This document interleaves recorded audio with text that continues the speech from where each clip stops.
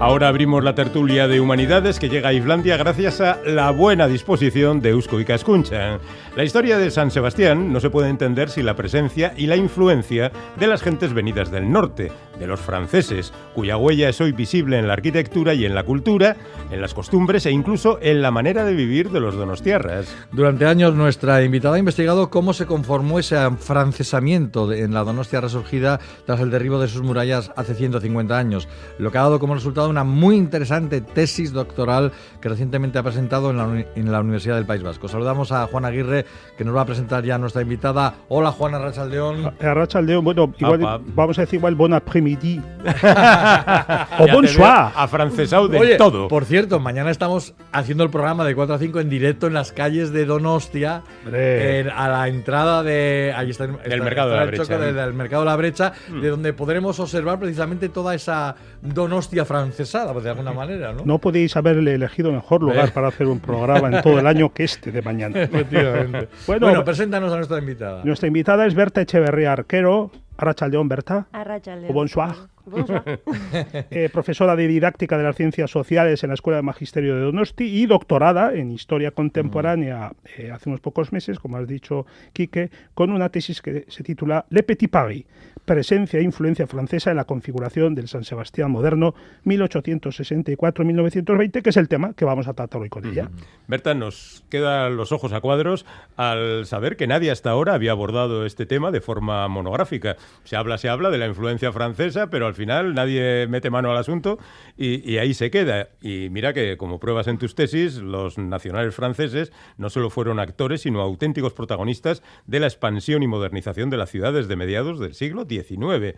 ¿Cómo se explica eso? Ese interés, esa cosa cotidiana y luego el desinterés por estudiarlo. Vale, pues yo creo que respondiendo a la primera de las preguntas, a esa desatención sufrida por la historiografía, yo creo que es por las dificultades que entraña realizar una investigación de estas características, ¿no? Al final, como tú has dicho, se trata de una idea, de un estereotipo que está muy afianzado en el imaginario colectivo, pero que al mismo tiempo requiere de una conceptualización de qué es ese afrancesamiento, en qué se basa, en qué se ve, en qué se aprecia, ¿no? Y para ello necesitamos, desde la ciencia histórica, pues el empleo, el uso de una metodología apropiada y unas fuentes. Y unas fuentes que hay que buscar, que no sabes dónde están, que no sabes qué información te van a dar, que a veces te dan mucha información, otras veces te dan muy poca, y que tienes que articular un discurso coherente con ellas, ¿no? Entonces, la desatención, ¿por qué? Pues yo creo que es en parte por el esfuerzo que implica de tiempo, de desplazamiento y también igual el vértigo que puede producir enfrentarte a algo que no está escrito hasta la fecha. Pues enhorabuena por el esfuerzo, Berta, y por haber superado el vértigo. Bueno, entre otras cosas, yo he descubierto en tu tesis que San Sebastián a finales del siglo XIX era una ciudad de lo más moderno que había en la península, ¿verdad? Disponía ya de suministro eléctrico, de línea de tranvía, modernos sistemas de higiene, canalizaciones, red de telefonía, un parque automovilístico muy importante. Entonces te quería preguntar, ¿en qué medida todo esto que la situaba en esa posición tan avanzada, fue consecuencia de la inversión o de la intervención de capitales franceses? Vale. Volviendo a eso, al tema de la desatención historiográfica, San Sebastián y la modernización de la ciudad también ha sido poco tratada, por así decirlo, por la historiografía vasca, que siempre se ha centrado más en Vizcaya, en el Gran Bilbao. Hombre, y de Donosti. Es que tira mucho. Claro, ha dejado pues esa imagen de ciudad turística, bonita, balneario. Pero, y respondiendo a tu pregunta, yo me he centrado en los elementos que hicieron de San Sebastián una de las ciudades más modernas de España, y he podido constatar que en buena medida estuvieron influidas tanto directa como indirectamente por los franceses. ¿Qué quiero decir con esto? Pues que se seguía o se estudiaba mucho, incluso in situ, lo que se estaba llevando a cabo en distintas ciudades francesas en materia de gas, alumbrado de las ciudades. También se estudiaban los informes y las normativas de limpieza, de higiene, de salubridad. Y en cuanto a los automóviles y la telefonía, decir que, por ejemplo, en el caso de los automóviles, la mayoría de automóviles matriculados eran de casas francesas.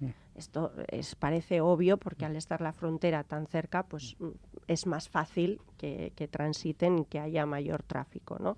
Pero también que los integrantes de esa comunidad francesa de San Sebastián ya desde un principio regentaban negocios que tenían que ver con la automoción. Claro. ¿No? Entonces vemos cómo, por un lado, desde Francia mismo se busca en Francia, en la metrópoli, y también en la propia colonia lo participan de ello. Si hablamos de franceses, Berta, en la San Sebastián, por ejemplo, de la Belle Époque, nos imaginamos a señores con canotier y además que parecen salir de una novela de Proust, ¿no?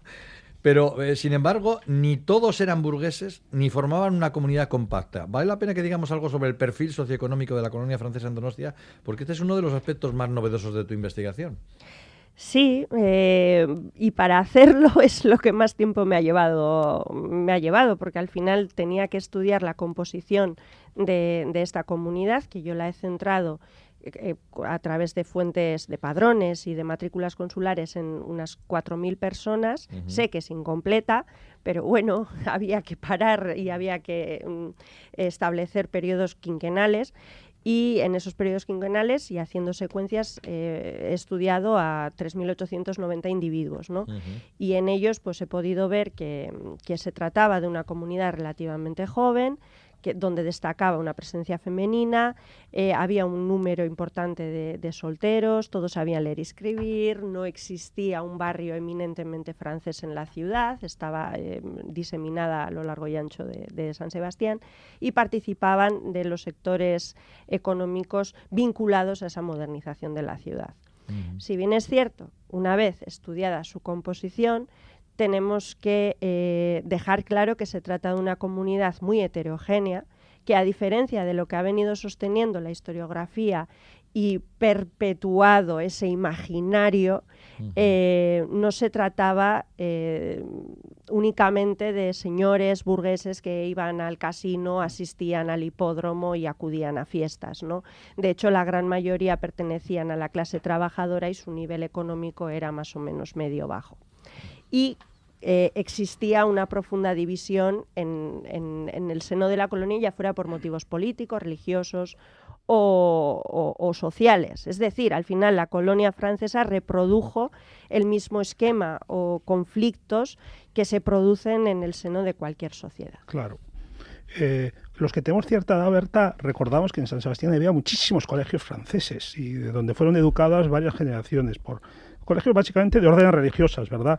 Tú hablas, de hecho, de un auténtico boom. Hablas de un boom escolar en aquel periodo entre los siglos, un boom que además tuvo repercusión, según señales, que eso es muy interesante, en la propia red educativa donostiarra. ¿Cuáles fueron las causas y esto qué alcance tuvo? Sí, bueno, pues al final la proclamación de una serie de medidas o la aprobación de una serie de medidas laicas, de tono laico en la Francia republicana, que apostaba por el libre pensamiento y la laicidad, hicieron que muchos colegios, que los colegios religiosos franceses tuvieran que cerrar sus puertas allí y buscar acomodo en otros lugares. Entre ellos lo hallaron en buena medida en San Sebastián y se nutrieron ya no solo del alumnado local, sino también provincial y de la propia Francia, que querían que sus hijos tuvieran una educación francesa, pero católica. Y, al final eso hizo que aumentara, parece obvio, pero que aumentara el número de colegios y que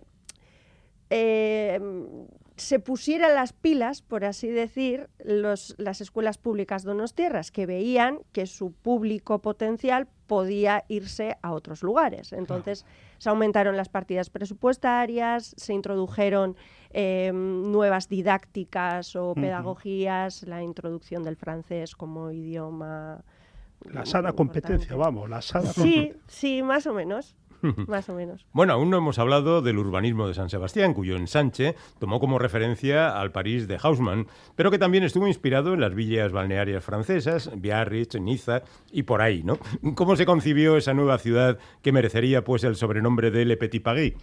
Bueno, pues al final el urbanismo lo que pretende o lo que es la plasmación en el espacio de una idea, ¿no? Entonces hay que tener en cuenta que lo que San Sebastián quería era crear una ciudad moderna y crear una ciudad balneario. Y entonces, ¿qué hacemos? Bueno, pues miramos a la ciudad más moderna del mundo, que en ese momento es París, y miramos a una ciudad balneario que encima nos pilla cerca y es francesa, que es Biarritz. Y entonces construimos esa nueva ciudad basándonos y reajustando al plano esas dos ciudades y construimos los elementos necesarios para ello. Ya, es una especie de alquimia urbanística la que se hizo, poco más o menos. Sí, más y o esa menos. Y esa es la peculiaridad de Sí. Le Petit Paris, pero también del Biarritz, del otro Sí. lado de la frontera. Sí, sí. Y acabas la tesis, Berta, en el año 1920, ahora justo hace 100 años, perdón. ¿Qué es lo que cambió en ese momento para que la presencia francesa empezara a declinar y por ello tú cierres tu investigación? Bueno, pues yo he observado que acercándote a 1920 y a partir de entonces, la presencia francesa sufre un importante retroceso. Entonces, lo que hay que preguntarse es ¿por qué? Y apunto como posibles factores el hecho de que una política fiscal que antes era favorable se torna en desfavorable con importantes impuestos y pesados gravámenes, que hace que no sea tan atractivo para la inversión. Luego, que la propia ciudad ya ha cumplido esa misión de crear una nueva ciudad moderna. Y estas dos razones provocarán en buena medida que los franceses tengan que buscar nuevos destinos donde repetir esa experiencia donostiarra, y lo encontrarán pues en el norte de África, en el Magreb, en esa zona, ¿no? Y luego tampoco tenemos que pasar por alto pues que se produce un cambio en los patrones culturales de la época, y que lo que hasta entonces los grandes ejes o focos de referentes que eran los franco-británicos comienzan a ser sustituidos por los germano-norteamericanos, ¿no? Entonces también eso influiría. Y por último, pues que no tenemos que olvidar que estamos en el periodo de entreguerras, claro, ¿no? Con toda la inestabilidad sociopolítica que ello conlleva. Bueno, pues ahí está. Le Petit Paris, presencia e influencia francesa en la configuración del San Sebastián moderno, 1864-1920. Tesis doctoral de Berta Echeverría Arquero, en espera de su publicación, pero accesible en la web de la UPV. Así que ahí los interesados en este asunto que hemos apenas tocado por encima. ¿Qué tema más interesante, Berta? Yo te voy a decir una cosa, se va a balanzar la gente hacia tu tesis seguro, ¿eh? Bueno, no lo sé, eso espero. Después de lo que nos has avanzado, segurísimo. Tendrás entradas. ¿Verdad, ahí. Juan? Tú Sí. estás de acuerdo, ¿verdad? Pero que hagan cola, ¿eh?